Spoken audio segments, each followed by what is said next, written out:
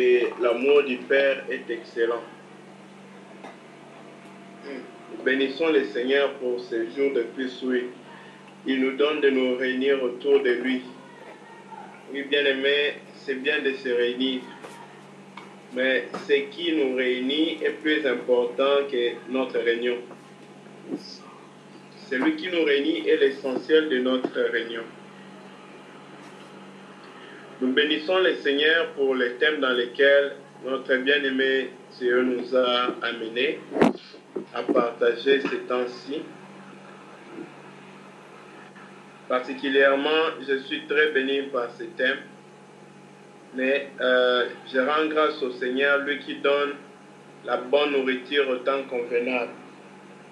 Comme le dit souvent le frère Peggy, quand le Père donne, on mange. Nous voulons aujourd'hui essayer de voir quelque chose toujours relatif à l'Église, mais l'Église par rapport au temps de la fin. Bien-aimés, quand on parle de l'Église, ne pensons pas que l'Église soit référent ou fasse référence à un groupe de gens qui vont à l'Église, un groupe de gens qui sont à l'Église, un groupe de gens quelconque. Non, l'Église, ce n'est pas des gens, c'est toi. L'Église, c'est nous, moi. L'Église, c'est nous, frères. Nous sommes l'Église si réellement nous sommes épousés par Jésus-Christ.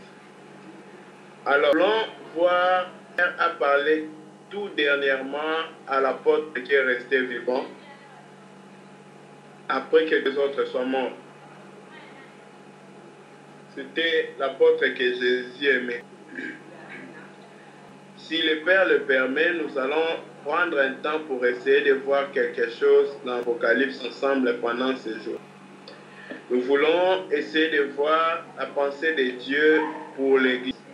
Quand l'Éternel pense à une Église, qu'est-ce que l'Éternel voit? Qu'est-ce qu'il pense? Alors, d'entrée de jeu, nous allons ouvrir nos Bibles dans Apocalypse. Nous sommes dans Apocalypse chapitre 1.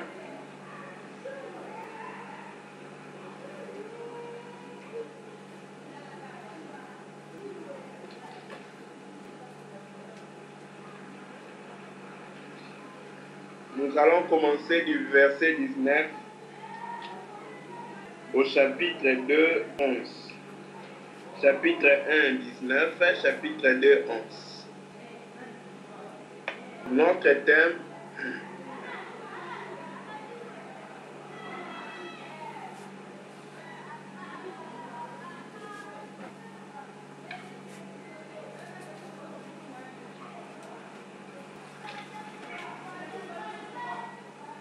nous allons parler de 7 chandeliers d'or.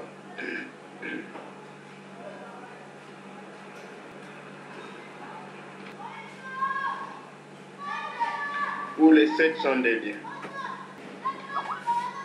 Nous voulons aujourd'hui introduire ce thème et essayer de voir la pensée de Dieu par rapport à cela. Donc nous allons lire. Je m'excuse, nous allons lire Apocalypse chapitre 1, verset 19 à 21. Ensuite, le chapitre 2, verset 2, verset 11. J'ai lu la parole du Seigneur. Écris ce que tu as vu, ce qui est et ce qui doit arriver. Ensuite, mystère de 7 étoiles que tu as vues dans ma main droite, ce sont les 7 chandeliers. Les 7 étoiles sont les anges des 7 églises. Et les 7 chandeliers, les 7 églises, sont les 7 églises. Bien-aimés dans le Seigneur, ici l'apôtre Jean était dans une vision et le Seigneur lui a montré quelque chose. Il lui a montré la position de cette église.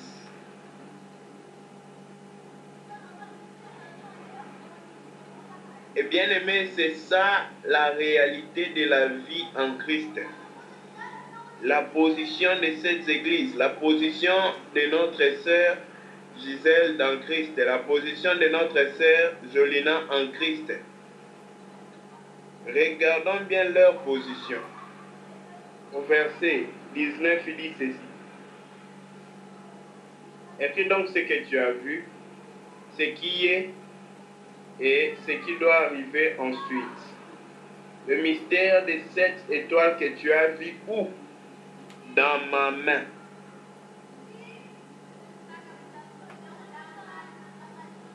Bien-aimé, la position d'un chrétien en Christ, il est dans la main de Christ. Voilà pourquoi quelque part le même Seigneur dit que nul ne peut les arracher de ma main. Qui est-ce que nul ne peut arracher de la main du Seigneur? Ce sont ceux qui sont réellement dans sa main. Celui qui n'est plus dans sa main, bien aimé, toute puissance extérieure peut chercher à l'éloigner de la main. Mais celui qui est dans la main, nul ne peut l'arracher de la main de Dieu. Ainsi est la brebis de l'Éternel. Ainsi est l'Église de Christ. Ils sont dans la main de Christ et nul ne peut les ravir. Même quand bien un ours pourrait venir, ô bien-aimé, David est un témoignage de ces choses. Quand l'ours venait pour arracher une de ses brebis, il déchirait l'ours. Qu'est-ce que Dieu nous enseignait par là? C'est que lorsque nous sommes ancrés dans la main de Dieu, il n'y a rien qui peut nous détacher de sa main. Bien-aimé, quiconque est dans l'église de Dieu n'a qu'une seule position. Il est dans la main de Jésus-Christ. Oh, bien-aimé, quand on devait percer Jésus-Christ, on n'a pas trouvé un endroit meilleur que ses mains. On a fixé les clous dans sa main parce que la main de Jésus-Christ, c'est une main mystérieuse et merveilleuse. Et c'était là, bien-aimé, que Jésus a porté la souffrance, la peine et le salut de l'humanité. Et c'est dans cette même main qu'il nous garde pour l'éternité. Voilà là où nous répondons à la question de notre bien-aimé de l'autre fois, qui demandait si un chrétien peut perdre son salut. Non, un chrétien, c'est celui qui est dans la main du Seigneur Jésus-Christ. Un chrétien, ce n'est pas une religion. Un chrétien, c'est une vie. C'est la vie qui se passe. Ce n'est pas la vie de quelqu'un. Ce n'est pas la vie d'un autre. C'est la vie qui se passe dans la main de Jésus-Christ. La vie des chrétiens. La vie de l'Église. Bien-aimés, voici ceux-là qui ne peuvent pas être retirés, arrachés de la main de Jésus. Les circonstances pourront venir comme la pluie et le vent, mais finiront par passer et le beau temps viendra. Des problèmes, des réalités peuvent venir successivement, mais rien ne pourra les arracher de la main de Jésus.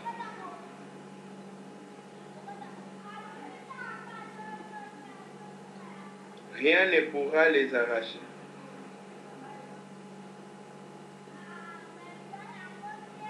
Alors, nous voulons maintenant entrer d'emblée pour voir le premier chandelier ou la première église. Remarquez que les chandeliers, c'est le corps qui porte la lumière. Voilà pourquoi quand nous avons commencé à toucher ces choses, nous avons expliqué que l'église, ce n'est pas la réunion des hommes. L'église, c'est toi, l'église, c'est moi. C'était pour nous rappeler que nous sommes les chandeliers. Or, le chandelier bien-aimé a une seule importance. Elle est un corps qui porte la lumière. Et nous connaissons la lumière. La lumière, c'est la vie de Jésus-Christ.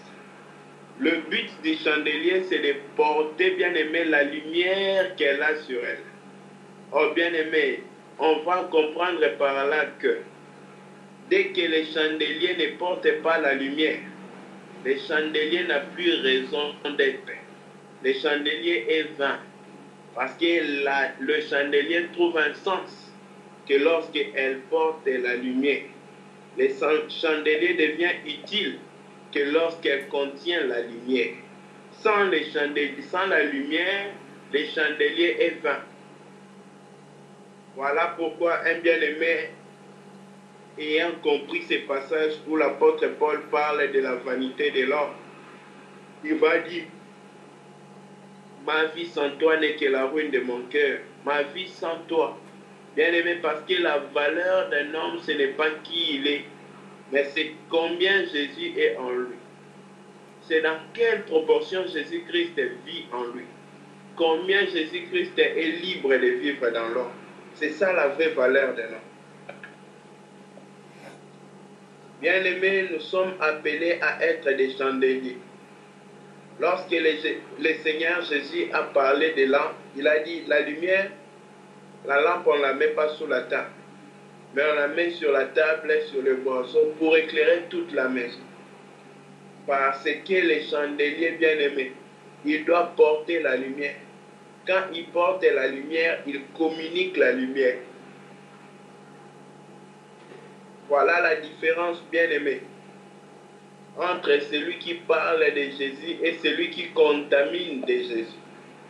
Celui qui a Jésus abondamment en lui ne peut pas rester, stérile. Il doit contaminer les autres de Jésus et reproduire Jésus dans autrui. C'est là où nous devons nous poser la question. Est-ce que notre chrétienté a atteint le point que Dieu attend de nous? Avons-nous commencé à nous contenter de ce que nous avons déjà accompli?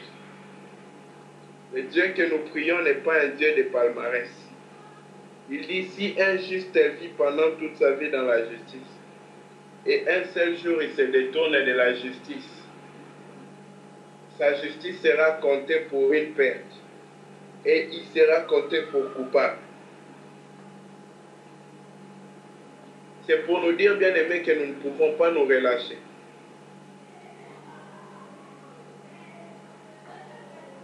Nous ne pouvons pas dire que tout est bon. J'ai déjà beaucoup fait pour le Seigneur. Toutefois, quand je suis parti là-bas, ce n'était pas avec son miracle, je suis parti avec mes propres capacités. Oh bien-aimé, voici le cœur de l'homme. C'est comme ça qu'il parle. Mais le Seigneur ce soir veut interpeller l'Église. Les 7 chandeliers d'or. C'est au chandelier que l'Église, le Seigneur parle. Et écoutons les mystères. Dans Apocalypse chapitre 2,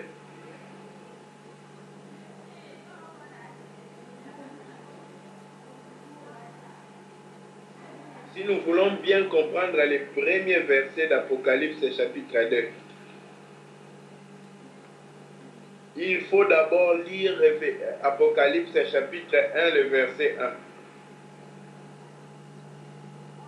Là, on nous dit la raison pour laquelle ce livre était écrit. Comment on l'a écrit, pourquoi on l'a écrit. L'apôtre Jean dit ceci. Révélation de Jésus-Christ que Dieu lui a donné pour montrer à ses serviteurs les choses qui doivent arriver. Qu'il a fait connaître par l'envoi de son ange sur son serviteur. Bien-aimé dans le Seigneur. C'est ici dans ces premiers versets d'Apocalypse 1 que nous comprenons le but de ces livres merveilleux de l'Apocalypse. Dans ces livres, il s'agit de révélation de Christ. C'est merveilleux. Voilà pourquoi vous allez remarquer une chose. Dans chacune des chandeliers, à chacun des chandeliers, le Seigneur commence d'abord pas par voir le problème qu'il y a dans les chandeliers. Ah, ça c'est une des choses merveilleuses.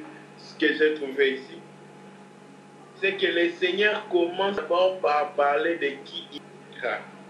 Quand le Seigneur parle à un chandelier, lorsque le Seigneur se révèle à une église, le Seigneur ne commence pas d'abord à voir les défauts de cette église. Le Seigneur ne commence pas encore par voir quel est le problème dans cette église. Le Seigneur commence par d'abord révéler qui il est à cette église. Oh bien-aimés dans le Seigneur, apprenons cette bonne habitude. Nous qui voulons parler comme lui, être comme lui, nous devons référer à comment lui l'a parlé. Quand lui devait parler, il parlait de lui, ensuite de autre chose.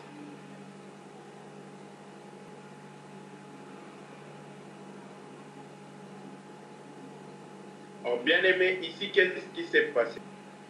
Dans le chapitre verset 1, on va lire: écrit à l'ange de l'église d'Éphèse, voici ce que dit tient les 7 étoiles dans sa main droite, celui qui marche au milieu de 7 chandeliers d'or. Qu'est-ce que nous remarquons? Ici, le Seigneur parle à Jean de lui-même, mais il commence à révéler qui il est. Car l'apôtre Jean a vu celui qui marche au milieu de 7 chandeliers d'or sur la terre en train de marcher au milieu de 7 chandeliers. Il connaissait un homme qui s'appelait Jésus, qui faisait les miracles et qui plaisait au Père. Mais bien aimé, ce qu'il a fallu, c'était quoi?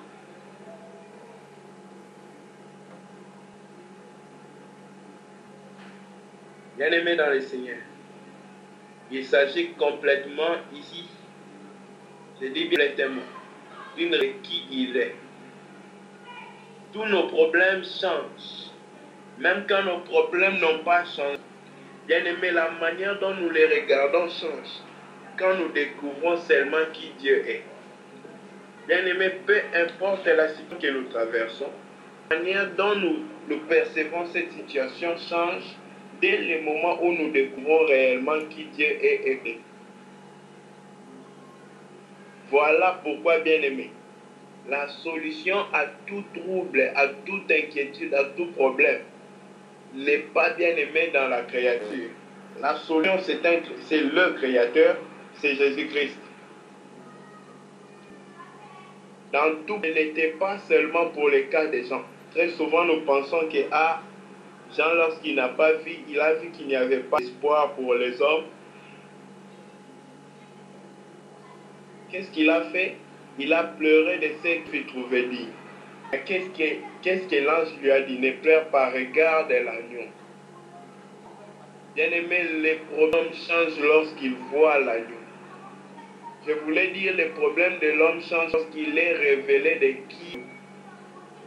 Lorsqu'il a la révélation de l'agneau, tous ces problèmes sont radicalement changés. Parce que l'agneau, c'est un autre.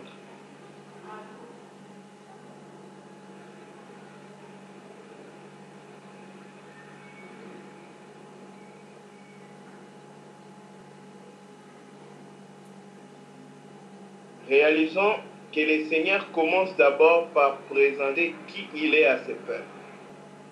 Le Seigneur commence à révéler qui il est pour le peuple d'Éphèse. Je découvre aussi une chose ici, bien aimé.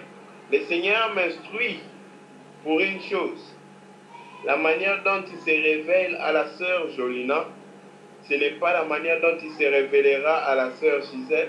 Ce n'est pas la manière dont il va se révéler au frère Olivier. La révélation de Dieu est une expérience. Bien aimé, ce n'est pas un occasionnel, mais une expérience. Et c'est ça ce que nous devons chercher. La révélation de celui qu'il est. La découverte de qui il est. Oh.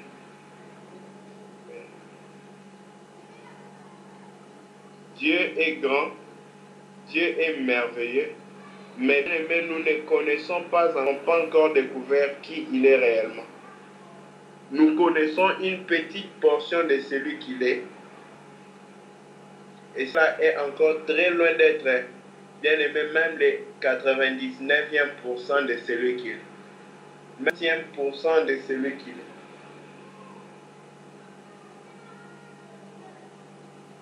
Mais en réalité, celui qu'il est sublime, exceptionnel et merveilleux. Quand il se révèle à l'église d'Éphèse, voilà comment il se présente. Il se présente en tant que celui qui a, qui tient, pas qui a, mais qui tenir et avoir dans sa main, c'est deux choses différentes. Remarquez qu'il ne dit pas qu'il a dans sa main, mais il est qui tient dans sa main. Quand quelqu'un parle de tenir, c'est-à-dire posséder, contrôler.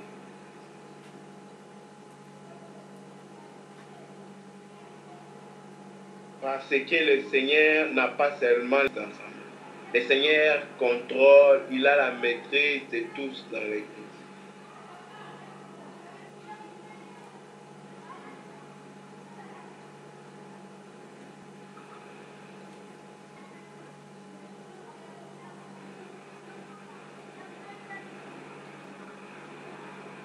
Voilà pourquoi, bien-aimés dans le Seigneur, ce soit notre premier pas, notre première préoccupation.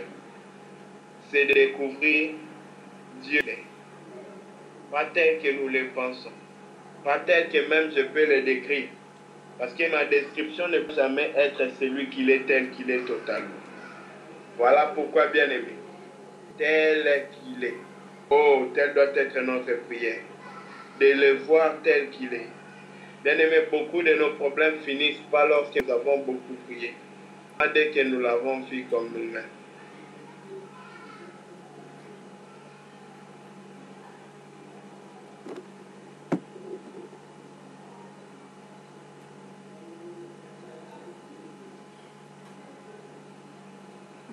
Lisons maintenant le verset 2 pour voir ce que le Seigneur présente à l'Église. D'abord, il révèle qui il est. Ensuite, il parle de l'Église et sa position par rapport à Dieu. Pourquoi le Seigneur commence d'abord à parler de lui? Parce que, bien aimé dans le Seigneur, un homme qui veut être stable spirituellement, il regarde d'abord dans une première direction, avant de regarder toute autre direction. Quand une manque vient devant lui, il ne court pas vers la manque, mais il regarde d'abord la position de Dieu. Ensuite, il regarde la position des autres, puis il regarde finalement la manque comme une bénédiction, une faveur. Bien-aimé, voilà le cœur de quelqu'un qui met Dieu au devant de tout.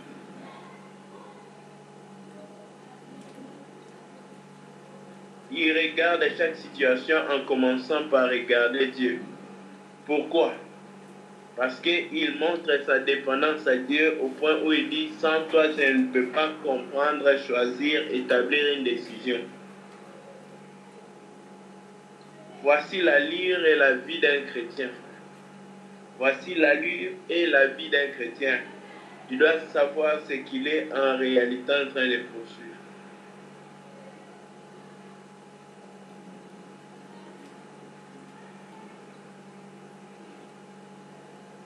Voilà pourquoi notre part et notre partage, bien-aimé, doit être continuellement pour une seule chose. Regardez à celui qui assiste sur le trône. Quand le Seigneur parle, il révèle d'abord qui il est. Quand le Seigneur, bien-aimé, devait parler à Jean, l'ange lui a dit une seule chose. Ne pleure pas, regarde l'agneau de Dieu qui est mort. Bien-aimé, pourquoi il lui a présenté l'agneau de Dieu qui est mort? Parce que du milieu de tous les problèmes que les hommes rencontrent sur la terre, la solution est une seule. C'est Jésus-Christ. Il est la solution. Mais il faut regarder la solution. Il faut appeler la solution. Il faut placer sa confiance dans la solution. Pas dans les solutions, mais dans la solution. car la solution est unique. Elle s'appelle Jésus-Christ.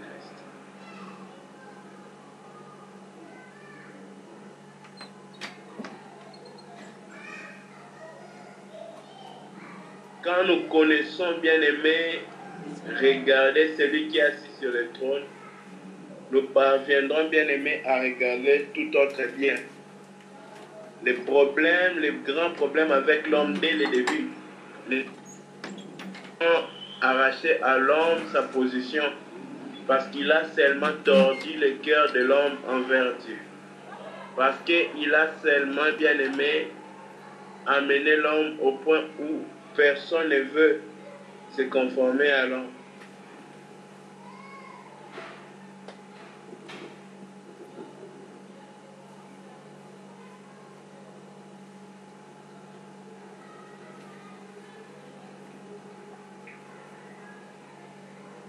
Nous devons rechercher ceci et regarder d'abord à celui qui est assis sur le trône.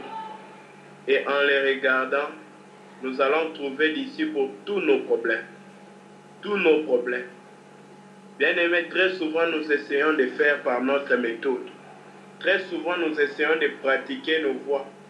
Très souvent nous essayons d'essayer d'aborder les problèmes. Laissons le Seigneur Jésus-Christ aborder les problèmes. Faisons notre essentiel, qui ne consiste qu'à une seule chose. Lever les yeux vers celui qui est assis en haut et lui dire, Seigneur, je ne sais pas où commencer, je ne sais pas où finir, mais ma foi compte sur toi, mais mon cœur s'appuie en toi. Mon cœur ne compte que sur toi. Bien-aimé, quand quelqu'un fait cette prière-là et que son cœur est en harmonie avec cette prière, il expérimente toujours la faveur de Dieu.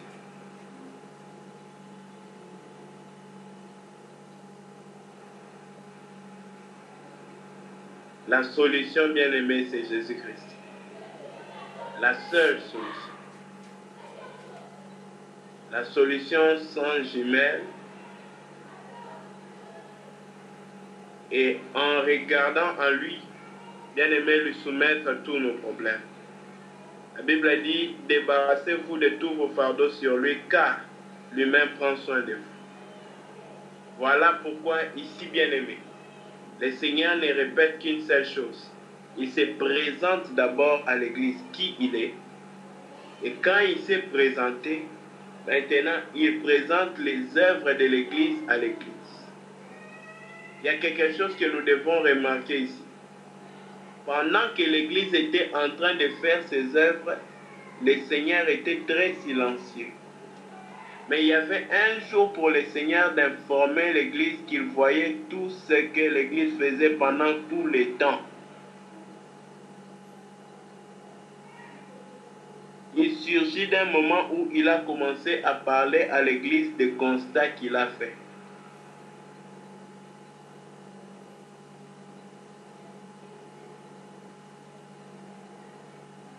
Et c'est de la même manière que nous devons nous regarder. Car le Seigneur lui-même, il nous observe.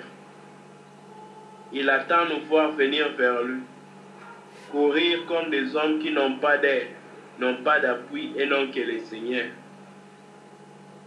Des gens qui placent toute leur confiance dans le Seigneur.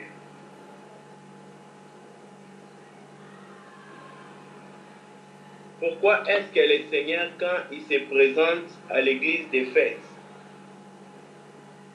il va se présenter comme celui qui tient les 7 étoiles,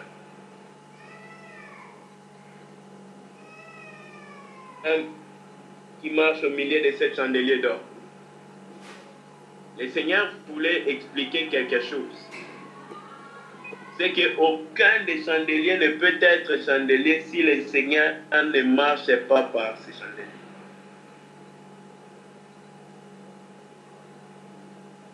Ce qui donnait l'essence, la vigueur, la puissance, l'impact au chandelier bien-aimé, c'était une seule chose.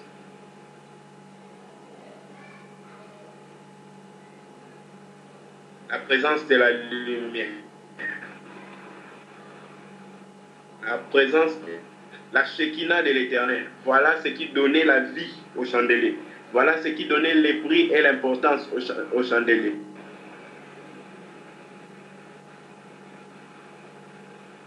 C'est un homme, Jésus-Christ. Et bien aimé, si ton corps est un chandelier, le Seigneur peut donner un très bon sens à ta vie. Pas seulement à ton corps, mais à toute ta vie.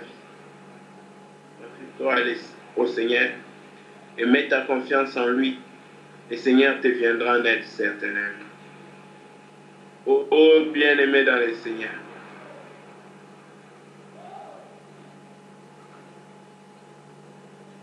Et c'est dans ça que le Seigneur nous appelle. De mettre toute notre confiance en lui.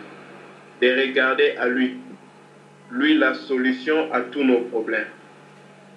De ne pas guetter le Seigneur. C'est-à-dire, on veille pendant une seconde, on se cache. Non, de regarder à l'agneau. Regarder, c'est-à-dire, mon œil continue à fixer l'agneau et à écouter l'agneau.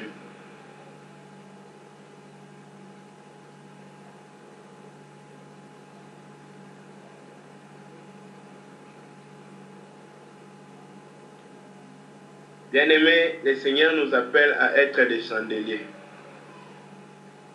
Et pour être des chandeliers, il faut qu'on aplanisse les sentiers du Seigneur. Nous allons comprendre une chose. Pourquoi est-ce que le Seigneur n'a pas montré cette vision un peu plus tôt à Jean? Pour dire à Jean, Jean, voici moi Jésus qui est avec vous physiquement humain. Je suis celui qui marche au milieu de ces chandeliers d'or. Non, bien-aimé. Il ne pouvait pas.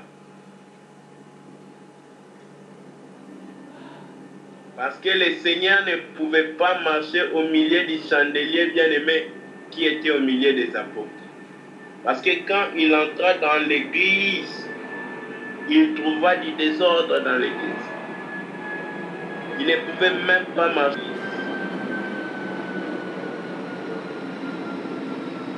Il parla point à Jean. Oh bien-aimé dans le Seigneur, prenons notre objectif sur la terre. C'est d'être chandelier en train de brûler la lumière de Christ. Et pour cela, le Seigneur nous demande une chose. C'est d'être bien-aimé, un terrain répandu. Car nous remarquons une chose. Le Seigneur ne marche pas au milieu de tous les chandeliers d'or. Tu peux avoir un excellent chandelier d'or de $50, de $100, de $1000, de millions de dollars. N'oublions pas une seule chose. Quitter la lumière. Rester grand. Voilà pourquoi nous devons, si bien aimer dans cette même gloire, persévérer et grandir, acquérir plus en plus bien aimé de sa gloire. Le Seigneur Jésus veut marcher au milieu du chandelier, au milieu des chandeliers. C'est-à-dire, le Seigneur veut marcher au-dedans de nos vies.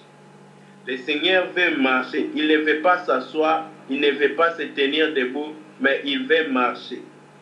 Nous comprenons que le verbe dont il s'agit là, marcher, c'est un verbe d'action. Donc le Seigneur veut être actif au milieu de l'Église. Bien-aimé, l'Église, c'est l'ensemble de tous ceux en qui le Seigneur vit activement. Alors, posons-nous la question. Est-ce que l'Esprit du Seigneur vit en nous? Parce que la Bible déclare, si nous n'avons pas reçu l'Esprit du Seigneur, nous ne l'appartenons pas.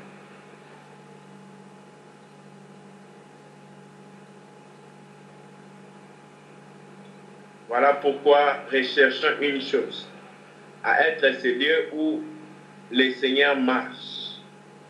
Et quand il marche, le chemin lui est ouvert. Et quand il marche, la gloire se révèle. C'est ça ce que nous devons chercher. Que le Seigneur soit actif en nous. Que le Seigneur soit manifeste en nous. Que le Seigneur soit agissant tout le temps dans nos vies.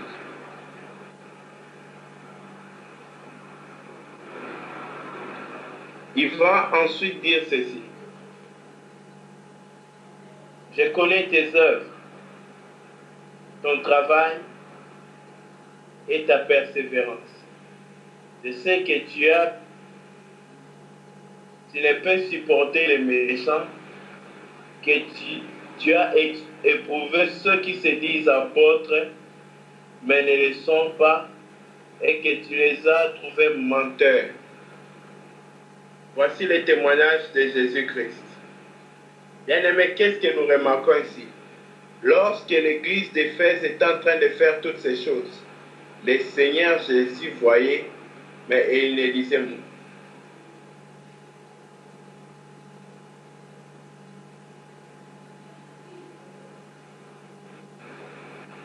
Parce que le Seigneur bien-aimé veut nous faire prier. Pas de notre lumière, mais de la lumière qui lui-même est.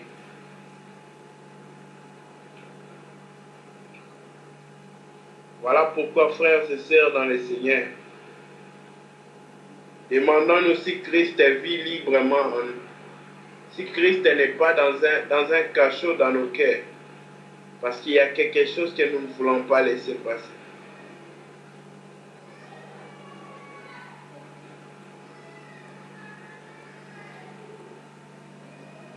Bien-aimé, le Seigneur veut que nous soyons les domaines dans lesquels lui, il est actif. Les domaines dans lesquels il agit, il marche et il bénit.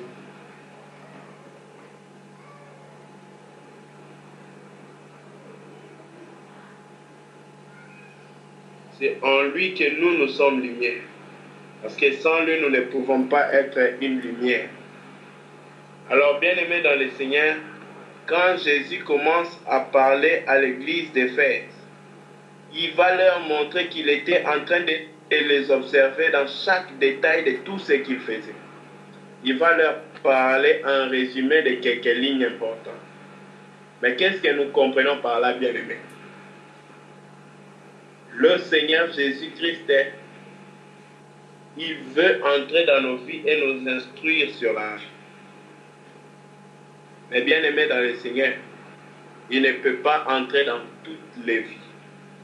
Il a donné sa condition pour entrer.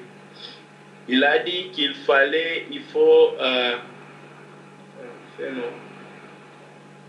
le Seigneur lui-même,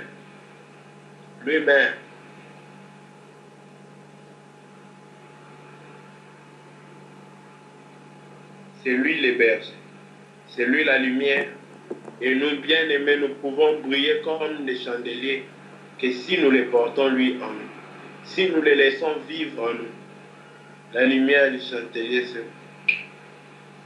révélera au travers de nos vies. Bien-aimés dans le Seigneur, l'essentiel de ce que nous avons essayé de voir aujourd'hui, c'est une seule chose. C'est que Christ veut d'abord que l'Église le connaisse.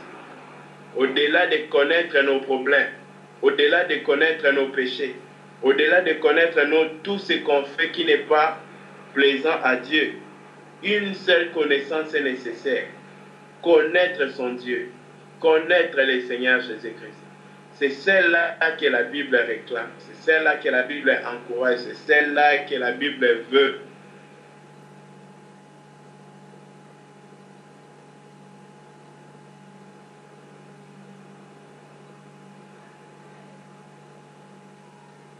Ça doit être notre préoccupation, bien-aimée. D'être le lieu où Christ habite et il brille jusqu'au matin. Attention, quand on parle du matin, là, ce n'est pas dans l'heure de l'homme. Le matin, c'est l'heure où l'étoile brillante du matin va s'élever. C'est-à-dire la fin de toutes choses. Oh, bien-aimés dans le Seigneur, nous, en tant qu'enfants de Dieu, devons juste revoir et savoir ce qu'il en est.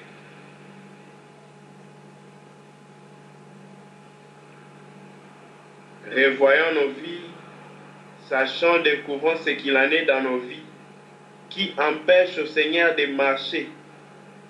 Peut-être il est là, mais il est coincé, il est cachoté dans un coin de nos vies. Voilà pourquoi on ne le voit pas, on ne le sent pas par certains de nos collègues. On ne le voit pas, on le sent pas des fois par nos paroles, parce qu'il n'est pas là, bien-aimé. Nous devons enlever d'abord tout ce qui empêche de l'entendre, de ressentir. Ensuite, leur repentance. Les amener, bien-aimés, tout ce qui est en nous à Christ par la repentance. Amener tout cela à Christ rien que par la repentance. Bien-aimés, c'est par là que nous allons expérimenter la gloire et la puissance de Dieu. C'est par là que nous allons voir que nos vies sont remplies d'une chose.